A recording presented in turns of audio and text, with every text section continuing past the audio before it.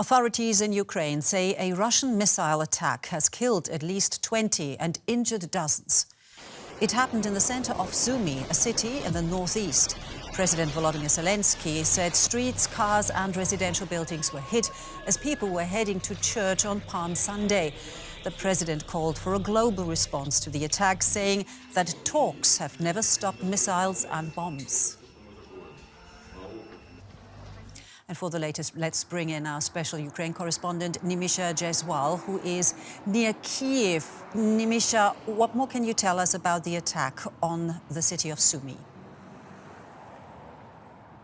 Well, Monica, we know that according to local authorities as well as the armed forces here, that 2 ballistic missiles struck the center of Sumy while civilians were out and about at around 10 in the morning local time on Palm Sunday. So many of them were headed to church. We know that public transport was hit, that cars caught fire, that residential and non-residential buildings were hit as well, and that rescue forces immediately cordoned off the area and were responding to calls for help. At least 21 people have been confirmed dead and over 80 injuries, including 7 children.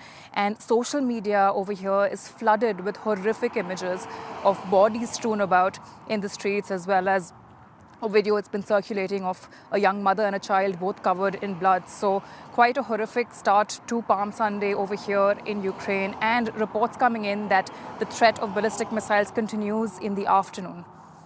Yeah, and President Volodymyr Zelenskyy already called for a global response. What has been the reaction to this attack so far?